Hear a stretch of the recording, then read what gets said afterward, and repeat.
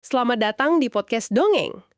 Pernah nggak sih kamu pas lagi lihat perdebatan panas, entah di TV atau di media sosial, terus kamu ngerasa, ini sebenarnya orang lagi diskusi apa lagi lomba teriak ya? Kayaknya kok makin keras suaranya makin dianggap bener. Iya loh, dan jujur aja Bang, kadang gue tuh sedih kalau lihat berita atau video soal misalnya pembubaran ibadah secara paksa. Atau lihat kolom komentar isinya caci maki antar umat beragama. Rasanya, kok penuh amarah ya? Penuh rasa takut? Defensif gitu ya? Nah, itu dia, defensif. Aku jadi mikir, apa emang harus gitu ya caranya? Jauh banget dari citra Islam yang seharusnya damai. Itu pertanyaan penting banget. Dan ternyata jawabannya adalah, ya nggak harus gitu, sama sekali nggak harus. Hari ini kita akan belajar seni berdebat elegan ala pendiri Muhammadiyah KH Ahmad Dahlan. Wah, ini menarik. 100 tahun yang lalu loh, tantangan dari misionaris itu jauh lebih berat, lebih sistematis. Tapi beliau nggak pernah main fisik, beliau main otak dan hati. Sebuah cara membungkam lawan diskusi bukan dengan amarah, tapi dengan senyum dan logika. Oke, ini yang bikin aku penasaran. Di tengah tekanan yang segitu gedenya, kok bisa tetap tenang dan malah milih jalur dialog intelektual? Pasti ada fondasi percaya diri yang kuat banget di baliknya. Tepat sekali. Dan buat ngerti itu, kita harus lihat dulu panggungnya kayak apa. Bayangin, kita ada di Yogyakarta awal abad ke-20, zaman kolonial Belanda.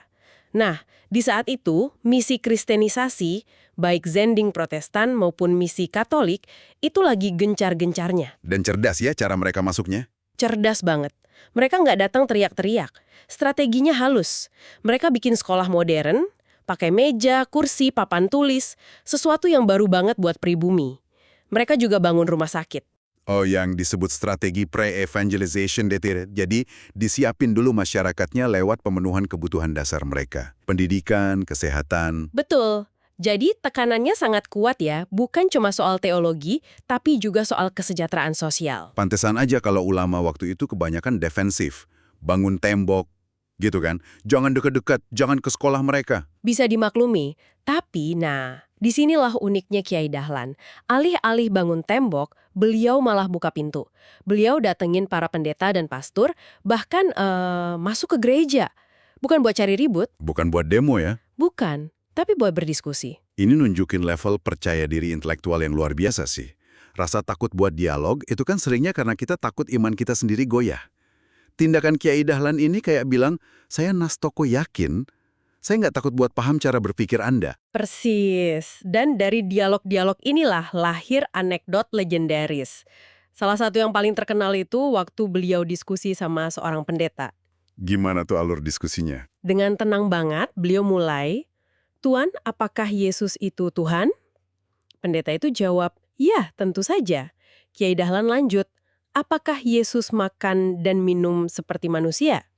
Dijawab lagi, "Benar, karena ia menjelma menjadi manusia." Oke, sampai sini masih standar ya, masih di ranah teologi. Masih. Tapi pertanyaan berikutnya ini yang membalikan keadaan. Kiai Dahlan nanya, jika ia makan dan minum, apakah ia juga buang air besar dan kecil?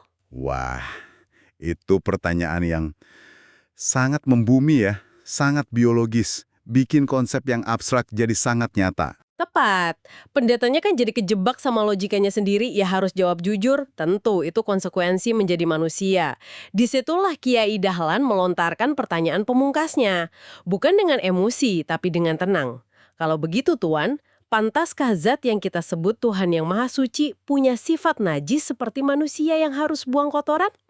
Wah, cerdas banget. Skakmat tanpa perlu teriak-teriak. Iya kan? Beliau menyerang premis logikanya, bukan menyerang personal. Jadi lawannya sendiri yang menyimpulkan ada yang nggak konsisten dari argumennya. Brilian. Ada lagi cerita lain. Ini soal keyakinan diri yang udah di puncak. Waktu berdebat sama Domine Bakker yang katanya sering berbelit-belit. Oh, jadi dialognya nggak sekali dua kali ya? Berkali-kali. Sampai akhirnya Kiai Dahlan ngerasa, oke, ini harus diakhiri dengan sebuah tantangan. Tantangan seperti apa? Beliau bilang gini, kurang lebih, "Tuan, debat kita ini nggak akan selesai.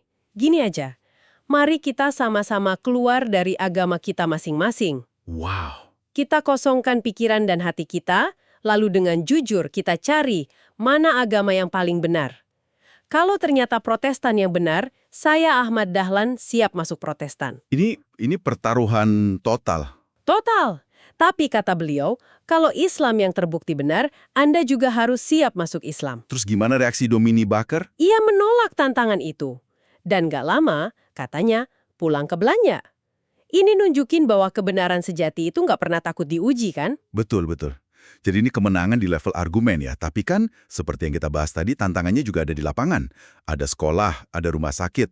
Argumen teologi secanggih apapun kan nggak bikin perut kenyang. Gimana Kiai Dahlan jawab tantangan yang ini? Fastabiqu khairat ya. Berlomba-lomba dalam kebaikan. Persis, jadi jawabannya bukan melarang, tapi menandingi. Ada cerita waktu beliau sengaja pergi ke Muntilan, cuma buat ngamatin sekolah modern punya Romo Frans van Lith. Beliau masuk, lihat sistem kelasnya, lihat meja kursinya, beliau kagum. Bisa mengagumi keunggulan lawan itu butuh kerendahan hati yang besar loh. Betul, dan pas pulang ke Kauman, beliau nggak bilang, bakar sekolah itu. Beliau justru bilang, kita harus buat yang seperti itu, bahkan lebih baik. Jangan sampai anak-anak kita sekolah di sana cuma karena kita nggak punya yang bagus. Lawan sekolah dengan sekolah yang lebih baik. Tepat. Dari situlah cikal bakal modernisasi pendidikan Muhammadiyah. Prinsip yang sama juga beliau terapkan di kesehatan. Lahirnya PKO, penolong kesengsaraan umum. Cikal bakal RSPKU Muhammadiyah sekarang. Dan itu dasarnya dari pemahaman surat Al-Ma'un kan? Nah, ini lompatan interpretasi yang revolusioner. Beliau ngajarin surat itu berulang-ulang, bukan buat dihafal. Tapi sampai muridnya gelisah dan nanya, Kiai, kok surat ini terus? Terus apa jawaban beliau? Beliau jelasin, surat itu bukan cuma soal nyantunin anak yatim secara pribadi. Itu kritik sosial. Pendusta agama, kata beliau, itu orang yang tahu ada kesengsaraan tapi nggak berbuat apa-apa secara sistemik. Wow, itu mengubah makna dari amal personal jadi gerakan sosial yang terorganisir. Betul. Jadi kalau misionaris kasih obat atas nama Yesus, Muhammadiyah kasih obat atas nama Allah. Tapi pelayanannya harus sama profesionalnya, bahkan lebih baik. Dan sekarang semua kepingan puzzle-nya nyambung kan? Sikap tenang, percaya diri waktu debat, semangat bangun karya, semuanya lahir dari satu hal, iza, harga diri seorang muslim. Dan iza ini dibangun bukan dari suara keras, tapi dari ilmu yang mendalam dan amal yang nyata. Jadi kegelisahan saya di awal tadi terjawab sudah. Amarah dan sikap reaktif itu seringnya lahir dari rasa minder. Kosong ilmunya, makanya takut dialog. Kosong karyanya, makanya cuma bisa kritik. Sebuah kesimpulan yang tajam banget deh.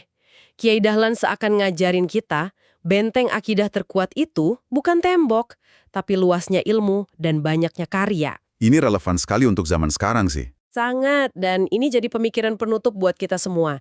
Di era media sosial yang penuh kemarahan instan ini, bayangkan kalau kita adopsi lagi strategi Kiai Dahlan, lebih fokus berlomba dalam karya yang lebih baik daripada berlomba dalam suara yang lebih keras. Perubahan apa ya yang kira-kira bisa kita ciptakan bareng-bareng? Sebuah pertanyaan yang perlu kita bawa pulang dan kita coba praktekkan ya. Sebagai penutup, saya mau kutip pesan dari KH Ahmad Dahlan. Manusia harus menggunakan akal pikirannya untuk mengoreksi soal itikat dan keyakinannya, tujuan hidup dan tingkah lakunya, mencari kebenaran yang sejati. Karena kalau hidup di dunia hanya sekali ini, sampai sesat, akibatnya akan celaka dan sengsara selamanya. Sebuah pengingat bahwa akal dan ilmu adalah navigasi terbaik kita. Sampai jumpa di pembahasan mendalam berikutnya.